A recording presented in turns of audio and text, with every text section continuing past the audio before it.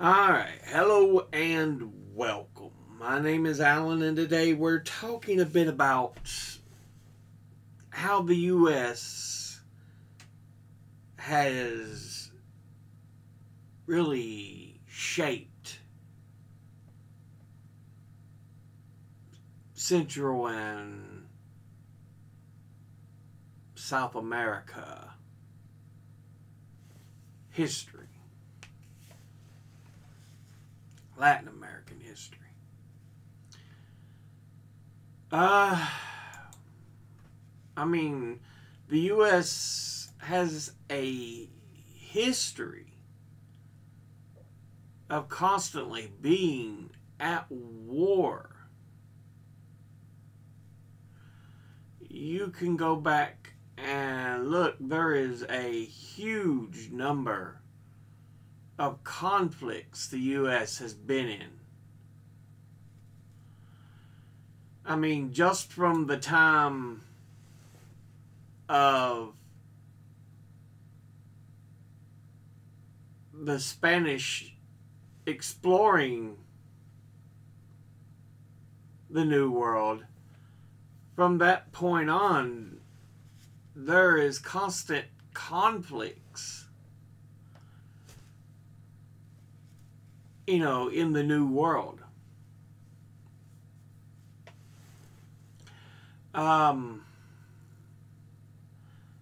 You have in 1521, I mean, you could go even back to 1490. Well, it's not really armed conflict. It wasn't great treatment of the natives by Columbus, but yeah, 1521, you literally have an expedition led by Juan Ponce de Leon in what is modern day Southwest Florida.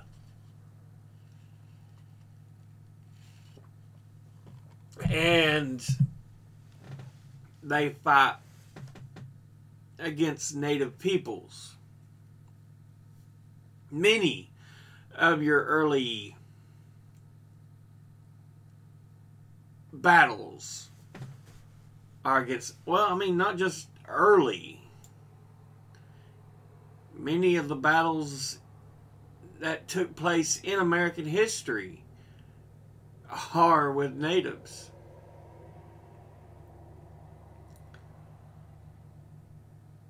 Let's start off. I don't lose my place again. Okay.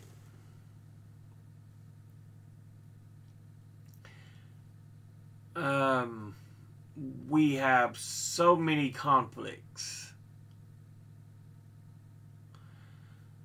1706, we have the Comanche Wars, where we have U.S. citizens expanding, and so the government is in conflict with the Comanche. We have the Tuscarora Wars starting in 1711. The Comanche Wars themselves would go on for, it says here, 1706 to 1875. The Tuscarora Wars from 1711 to 1715. Both of them as part of the American Indian Wars. You have the slave revolt in New York City of 1712. You have the Yamasee War, 1715 to 1717. Again, part of the American Indian Wars, this time, in eastern South Carolina.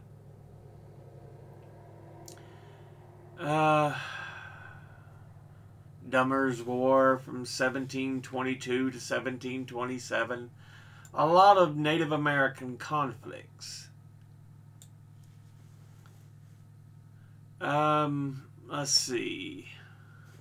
You have the Stono Slave Rebellion of 1739, the New York Conspiracy of 1741, The French and Indian War, 1754, 1763. And remember, these are wars that we're not even an independent nation yet. We're still British colony. French and Indian War. I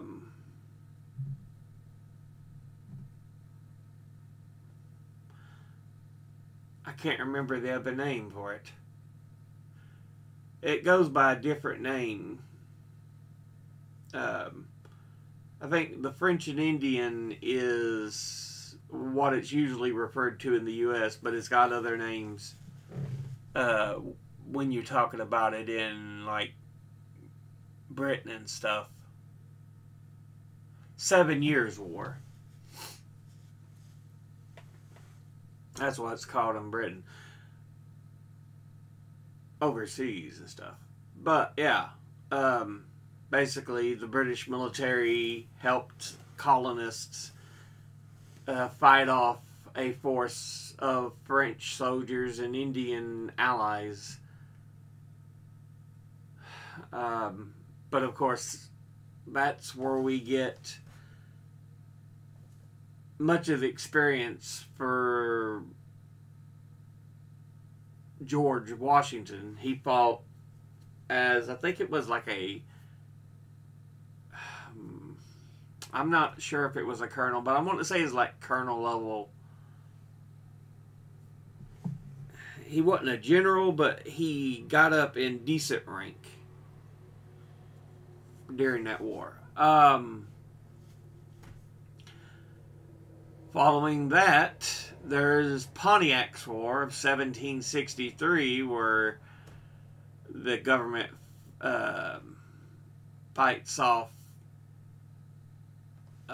several tribes that involve the Ottawas, the Ojibwas, the Potawatomis, Hurons, Miamis, Wes, Kickapoos, Mascoutins,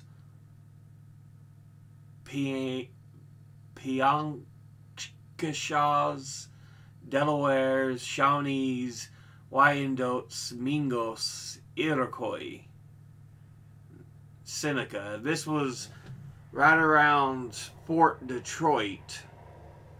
So a lot of it was like in that the northwestern area, Michigan, Illinois, Indiana. Shawnees. The area where I live personally is kind of the borderlands of Cherokee and Shawnee land. Yeah.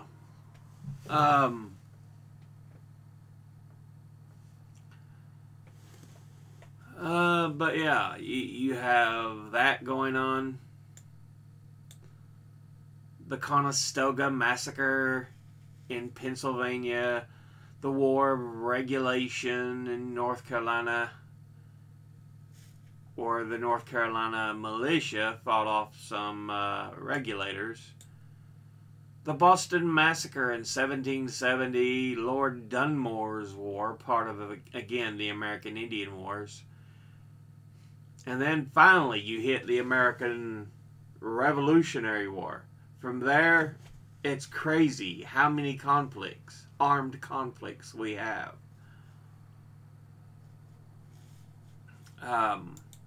Yeah. A number of sources vary just slightly, but usually it's agreed upon that we have 15 to 20 total years of peace in the United States.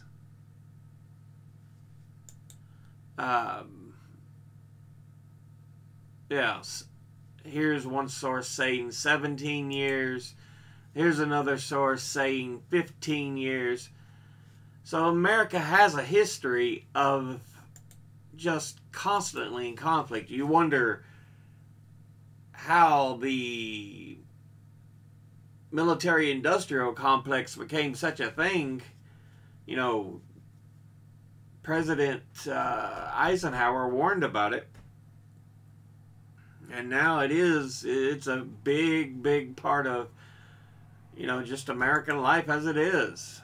And then, not just in America, the modern United States. The United States as a nation has had so much influence in modern Latin America and, South and Central America. People often complain, why so many people migrate?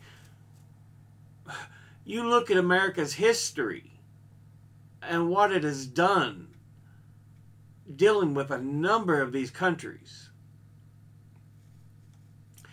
Right now, I'm reading a series, reading a book that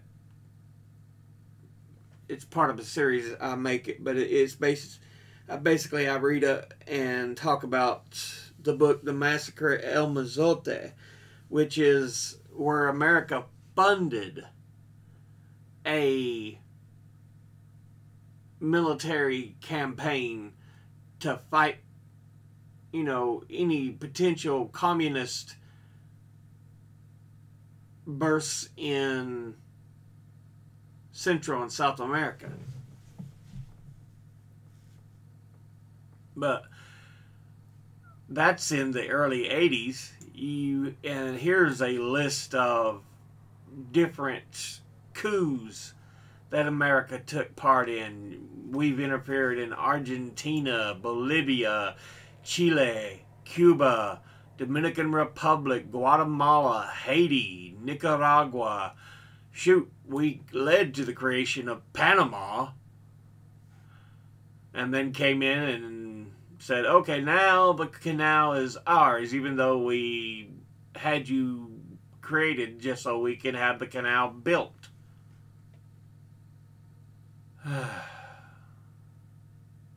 Yeah.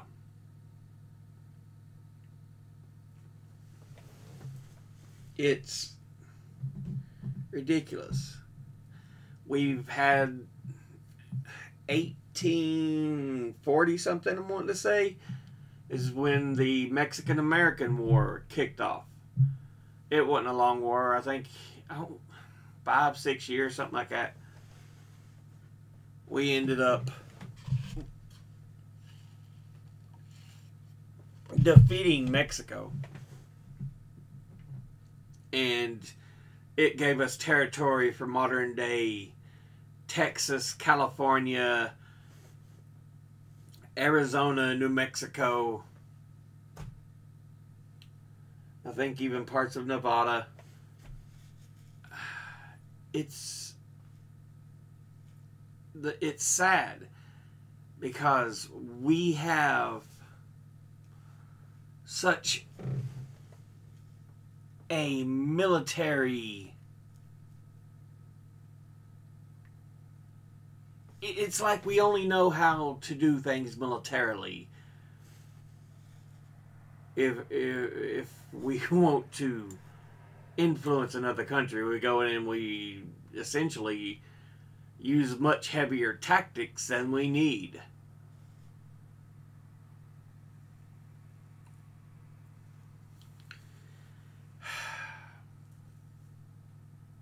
Monroe Doctrine was often used as an excuse, say, we can just go in because it is our sphere of influence.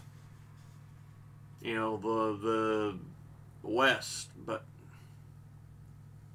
seriously.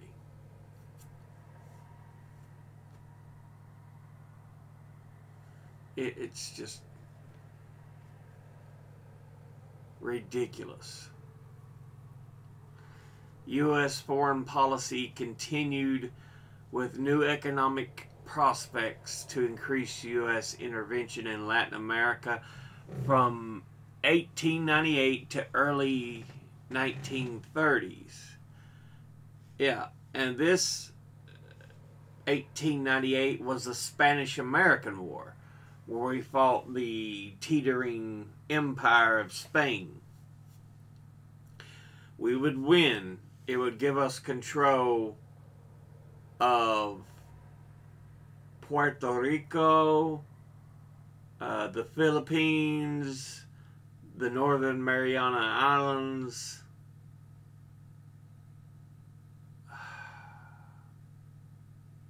and there was a couple other territories. You know, we've had Puerto Rico since, and it's still just considered a territory.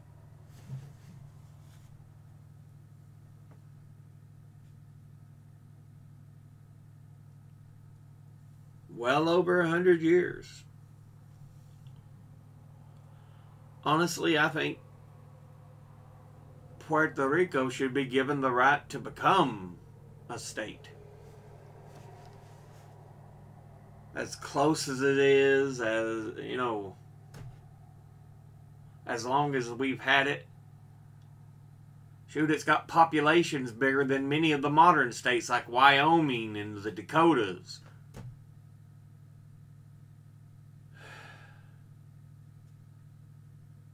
But yeah, I just wanted to talk a bit about how we are just so heavy-handed in our interaction.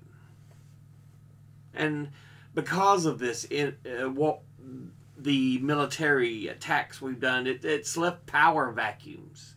It's left destruction. And now there's a lot of people saying, well, I don't want all these immigrants trying to come in. Oh, it's our fault that they're coming in the first place.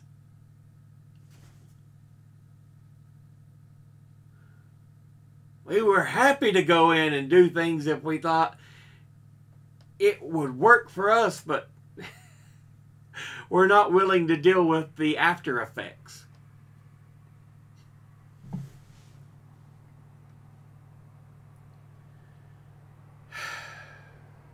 Yeah. But, like I said, I just wanted to talk about this for a bit.